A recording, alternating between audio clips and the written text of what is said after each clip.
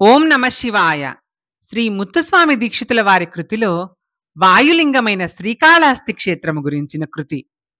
శ్రీకాళహస్తీశ శ్రితజనావన సమీరాకార మాంపాహి రాజమౌళే ఏహి పాకారి విధి హరిప్రాణమయ కోశ నిరాకాశ భూమి సలిలాగ్ని ప్రకాశ శివ జ్ఞాన ప్రసూనాంబికాపతే భక్తాభిమాన దక్షిణ కైలాసవాస భీష్టదాస చతురకరాబ్జ దీన కరుణానిధే సూనశర సూదనే జ్ఞానభవ పశుపతే జ్ఞాన గురుగుహ సచ్చిదానందమయమూర్తే హీనజాతి కిరాతేన పూజిత కీర్తే.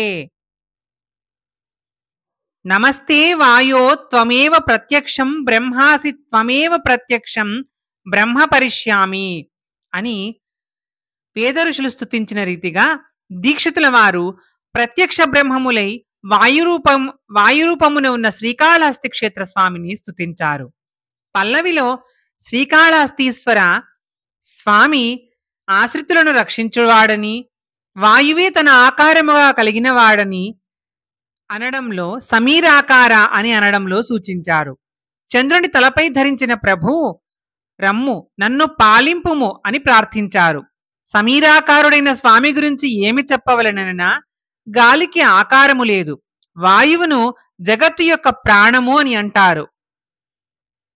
సమస్త జీవరాశుల యందు వాయువనగా ప్రాణ అపాన వ్యాన ఉదాన సమానములను పేర్లతో వాయు పంచక స్థితి కలదు.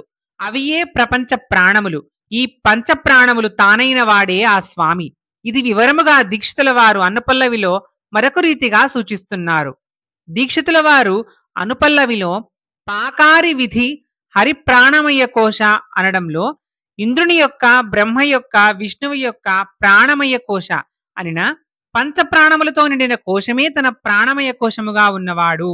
అంటే ఇంద్రాది దేవతలందరూ తన ప్రాణములుగా, వారే తానుగా, తానే వారుగా ఉన్నవాడు శ్రీకాళహస్తీశ్వరుడు. నిరాకాశ ఆకాశము లేని అనగా వాయువే సర్వము.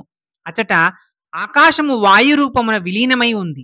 అట్టి స్థితిలో భూమికి సన్నిహితుడై సలిలమున నిమగ్నుడై అగ్నిప్రకాశము కలిగిన వాడై శివుడై ఉన్న ఓ శ్రీకాళహస్తీశ్వర నన్ను పాలింపమని అంటున్నారు ముత్తుస్వామి దీక్షితుల వారు.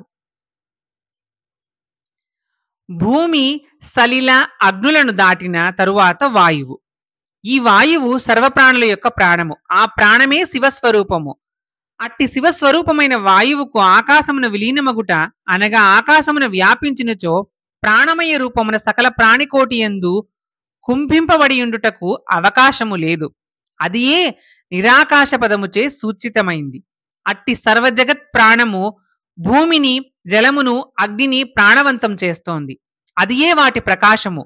భూమి సలిలాగ్నులను తేజోవంతము చేయు శివ శ్రీకాళహస్తీశ అని ప్రాణాయామ నిష్ఠుడయ్యున్న దీక్షితుల వారు యోగ సాధనలో వాయులింగమును తన ఆత్మలింగముగా భావించుట ఈ కీర్తన యందు మనకు స్పష్టముగా తెలుస్తోంది. శ్రీకాళహస్తి క్షేత్రమున వలయాకారముగా పర్వతములు పరుచుకుని ఉండగా మధ్యన పానవట్టమందు లింగముగా ఒక కొండ ఉంది. ఆ కొండయే శివలింగము. దేవతలందరూ వాయు మార్గమున వచ్చి తమ సమాధి నిష్టచే పరమేశ్వరుడిని అభిషేకింతురని, అచ్చటనే శ్రీకాళహస్తీశ్వరుడు వెలసి ఉన్నాడని ఒక ప్రతీక. అట్టి పర్వతము ఇప్పుడు ఉన్న గుడికి 6 కోశముల దూరములో ఉంది. దేవతలు వచ్చి ఇప్పటికీ అక్కడ స్వామికి అభిషేకమును నిర్వహించిపోదురని, దానిని దర్శించుటచే యాత్ర పరమార్థమని ప్రసిద్ధము. దీనిని దీక్షితుల వారు జ్ఞాననేత్రముచే దర్శించి అనుభవించి చెప్పినట్లుగా మనకు ఈ అనుపల్లవి కనిపిస్తోంది. ఓం నమ శివాయ. దీక్షితుల వారి కృతిలోని చరణము జ్ఞాన ప్రసూనాంబికాపతి అనగా జ్ఞానమే ప్రసూనము. ఆ జ్ఞాన ప్రసూనమే తన స్వరూపముగా గల తల్లి అంబిక. ఆమె జగదంబిక. ఈ అంబిక తెలియని సంసార సాగరమున కొట్టుమిట్టాడునట్టు చేసే తల్లి. యావత్ మానవాళిని ఉద్ధరించు జగజ్జనని.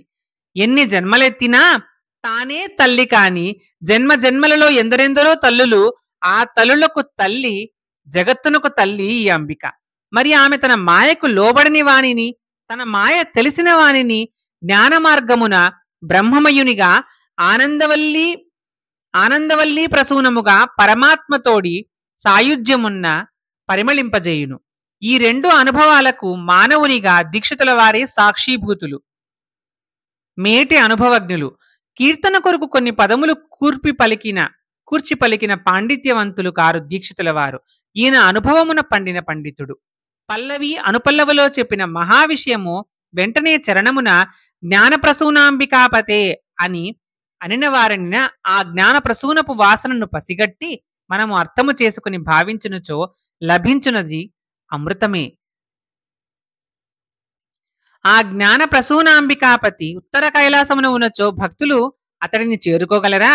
కనుక తాను భస్మధారి అయి విరాగి అయినను భక్తులపై అభిమానముతో తాను ఉత్తర దిశ కైలాసము వీడి దక్షిణ కైలాసమున భక్తాభీష్ట సిద్ధికై ఇక్కడ వేంచేసి స్థిరనివాసి అయినాడు. నత్కీరుని వంటి శాపగ్రస్తులు కైలాసముగా దక్షిణ కైలాసము కూడా కైలాసమేనని సేవించి శాప విముక్తులై తరించారు. అట్టి కరుణామయుడు మోక్షప్రదుడు చతురమైన కరపద్మము కలవాడు తన్ను దర్శనము చేసుకుని వారికి మోక్షమునే దక్షిణగా అనిచ్చు దీన చతుర కరాబ్జుడు, దీనుల పాలిటి పెన్నిధి.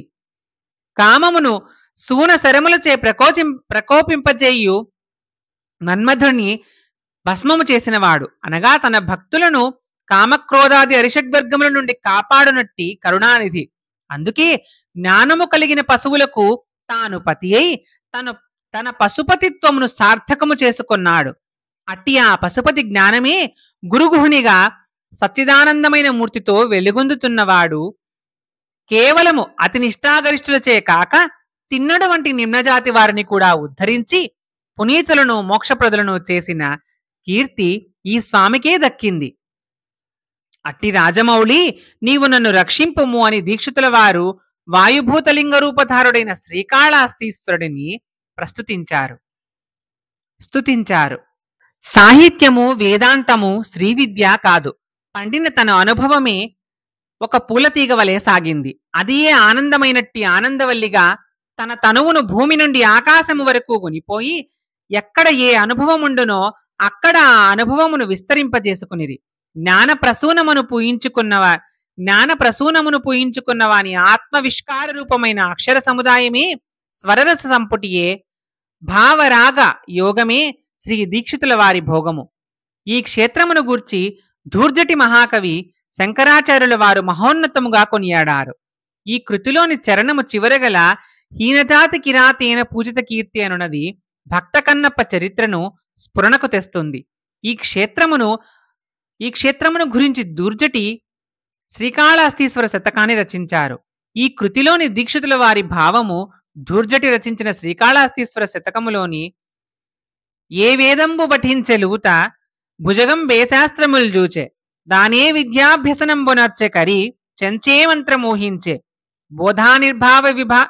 బోధావిర్భావ నిదానముల్ చదువులయ్యా కావు నీ పాద సంసేవాసక్తియేగాక జంతుతతికిన్ శ్రీకాళహస్తీశ్వర అను శార్దూల పద్యమునందు ద్యోతకమవుతోంది.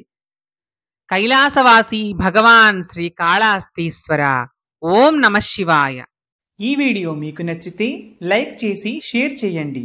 ఇలాంటి మరిన్ని వీడియోల కోసం ఈ ఛానల్ని సబ్స్క్రైబ్ చేయండి.